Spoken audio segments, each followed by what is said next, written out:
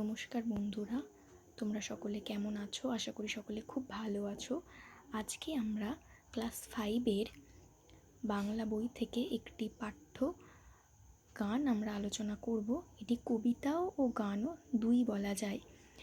মুক্তির মন্দির সোপানো তলে, কবি হচ্ছেন মোহিনী চৌধুরী।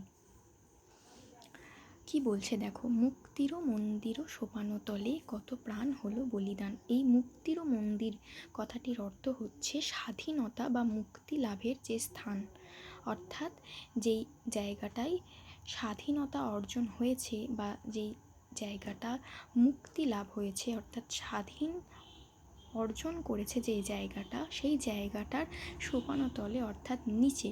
সোপানতল কথার অর্থ হচ্ছে নিচে, সিঁড়ির নিচে, অর্থাৎ এখানে মুক্তির মন্দির সোপানতলে কথাটার অর্থ হচ্ছে যে স্বাধীনতা বা মুক্তি লাভের যে স্থান, তার নিচে কত প্রাণ হলো বলিদান, অর্থাৎ কত প্রাণ আজ বলিদান হয়েছে, তবেই তো আমরা আজকে স্বাধীন হতে পেরেছি।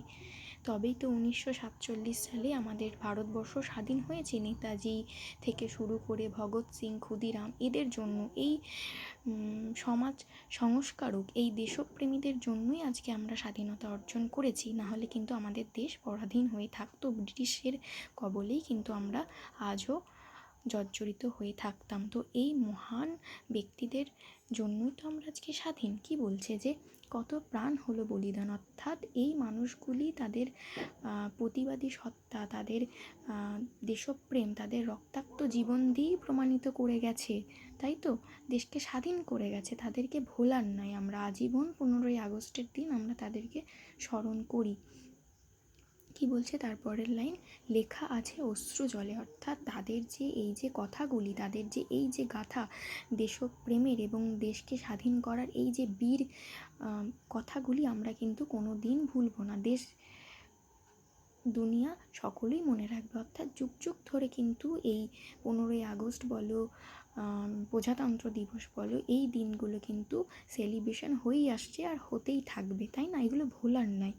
লেখা আছে অশ্রু জলে, যেহেতু এগুলো লেখা আছে কি সে অশ্রু জলে, মানুষের রক্তে, মানুষের কান্নায়, তাই তো সব কিছুর মধ্যেই তো লেখা আছে কত বিপ্লবী বন্ধুর রক্তে রাঙা বন্দিশালার ওই শিকল ভাঙা, অর্থাৎ কত বিপ্লবী বন্ধু, তাদের বিপ্লবী অর্থাৎ কি, যারা দেশকে স্বাধীন করার জন্য লড়েছে তাদেরকে তো বিপ্লবী বলা হতো। সেই বিপ্লবী বন্ধুদের রক্তে রাঙা বন্দিশালা, অর্থাৎ বন্দিশালা যেখানে তাদেরকে বন্দি করে নিয়ে যেয়ে রাখতো, সেই বন্দিশালার শিকল ভাঙা, অর্থাৎ কত শিকল ভেঙেছে তারা।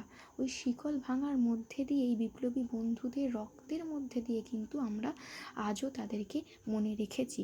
তারা কি ফিরিবে আজ সুপ্রভাতে, অর্থাৎ এখানে প্রশ্ন করছেন কবি, তারা কি ফিরবে আজও, তারা কি আজকেও ফিরতে পারে, বা এই যুগেও কি এখনও তারা কি আর ফিরবে সুপ্রভাতে, কোনো একটা নতুন সকালে তারা কি আবার আসবে ফিরে? যত তরুণ অরুণ গেছে অস্ত্রাচলে, অর্থাৎ যত প্রবীণ, যত নবীন, অর্থাৎ যত অল্প বয়সী, যত অল্প বয়সীদের বলা হচ্ছে তরুণ, এবং একটু বেশি বয়সীদের বলা হচ্ছে অরুণ। তারা তো অস্তাচলে মানে কি, যারা চলে গেছে, মানে সূর্য যেমন অস্ত যায় তেমনি তারা যে চলে গেছে, মানে ডুবে গেছে, মারা গেছে, তারা কি ফিরবে জিজ্ঞেস করছেন। যারা স্বর্গগত তারা এখনও জানে, অর্থাৎ যারা স্বর্গগত, যারা মারা গেছে, এই যে দেশপ্রেমী, দেশ স্বাধীন করার জন্য যারা শহীদ হয়েছে, মারা গেছে, তারা স্বর্গগত, অর্থাৎ স্বর্গে চলে গেছেন। বলছে যারা স্বর্গগত তারা এখনও জানে স্বর্গের চেয়ে প্রিয় জন্মভূমি, অর্থাৎ কি স্বর্গে গেলেও তারা স্বর্গবাসীরা জানে যে স্বর্গের থেকেও কিন্তু প্রিয় আমাদের এই জন্মভূমি, অর্থাৎ যেখানে আমরা জন্মগ্রহণ করেছি। অবশ্যই তো আমাদের এই যে ভারতবর্ষ, আমাদের এই যে পৃথিবী কত সুন্দর বলো তো, সবুজ চারিদিকটা, গাছপালা, আকাশ, পাখি পক্ষী, পশু জীবজন্তু, কত কিছু আছে, কত কিছু দেখার মতো আছে জিনিস, তাই না? এই সব কিছু ত্যাগ করে কি আমাদের কোনোদিন স্বর্গ ভালো রাখতে পারে? সেটাই বলছে যারা স্বর্গগত তারা এখনও জানে যে স্বর্গের কিন্তু থেকেও প্রিয় জন্মভূমি। আজ স্বদেশ ব্রতে মহাদীক্ষা লোহি, অর্থাৎ আজকে স্বদেশ ব্রতের, এই যে স্বদেশকে ভালোবাসার, এই যে আমাদের দেশ স্বদেশ হয়েছে, স্বাধীন হয়েছে, সেই স্বাধীন দেশকে ভালোবাসার জন্য আজকে আমরা মহাদীক্ষা লোহি, এই বিপ্লবী বন্ধু যারা নিজেদের রক্তের রাঙিয়ে আমাদেরকে স্বাধীন করে দিয়ে গেছে, তাদের জন্য আমরা তাদেরকে দেখে, তাদের জন্য আমরা স্বদেশ ব্রতে অর্থাৎ স্বদেশকে ভালোবাসার জন্য একটা দীক্ষা লই, মানে মহাদীক্ষা বলছে সেই মৃত্যুঞ্জয়ীদের চরণ চুমি। অর্থাৎ এই যে মৃত্যুঞ্জয়ী কি, যারা মরণকে অর্থাৎ মৃত্যুকেও যে জয়ী করে যায়, অর্থাৎ কি এই যে সুভাষচন্দ্র বসু, আমরা কি একে কোনোদিন ভুলবো? কোনোদিন ভুলবো না। এরা আজীবন কিন্তু বেঁচে আছে। স্বাধীনতা সংগ্রামী ভগৎ সিং, ক্ষুদিরাম, এদেরকে কি আমরা কোনোদিন ভুলবো? কোনোদিন ভুলবো না। কারণ কি? কারণ এরা মৃত্যুঞ্জয়ী। এরা মরে গেলেও বেঁচে থাকবে। কেন বেঁচে থাকবে? নিজেদের কর্মের, কাজের মাধ্যমে। এদের মাধ্যমেই তো আমরা আজকে স্বাধীনতা অর্জন করেছি। স্বাধীন কত বড় একটা পাওনা আমাদের কাছে, যারা এখন আমরা প্রেজেন্ট উপস্থিত।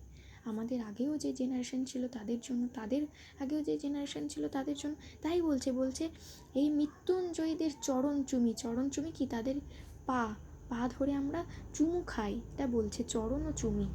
যারা জীর্ণ জাতির বুকে জাগালো ভাষা, অর্থাৎ এই জীর্ণ জাতি, যেই জীর্ণ জাতি কোনোদিন প্রতিবাদ করতে পারবে না, কোনোদিন প্রতিবাদ করবে নাকি সেটাও ভাবিনি, আমাদের এই যে পরাধীন দেশকে স্বাধীন করতে পারবে নাকি সেটাও ভাবিনি, যে জাতির বুকে একটা ভাষা জাগিয়েছিল, মৌন মলিন মুখে জাগালো ভাষা। অর্থাৎ কি? এই যে মৌলমলিন অর্থাৎ যেই ব্যক্তিগুলো, অর্থাৎ ভারতবাসী ব্রিটিশদের কবলে অত্যাচারিত হচ্ছিল 1947-এর আগে পর্যন্ত, তারা কি কোনোদিন ভাবতে পেরেছিল যে তারা এই ব্রিটিশদের বিরুদ্ধে প্রতিবাদ করবে? তারা তো মৌনমলিন, অর্থাৎ তারা কোনোদিন ভাবতে পারেনি প্রতিবাদ করবে। কিন্তু এই যে বলছে যে মৌনমলিন মুখে জাগালো ভাষা, তাদের মুখে ভাষা জাগিয়েছিল যে না, তোমরা লড়াই করো। নেতাজি সুভাষচন্দ্র কি বলেছিল? যে তোমরা আমাদের রক্ত দাও, আমি তোমাকে স্বাধীনতা দেবো, তোমাদের স্বাধীনতা দেবো।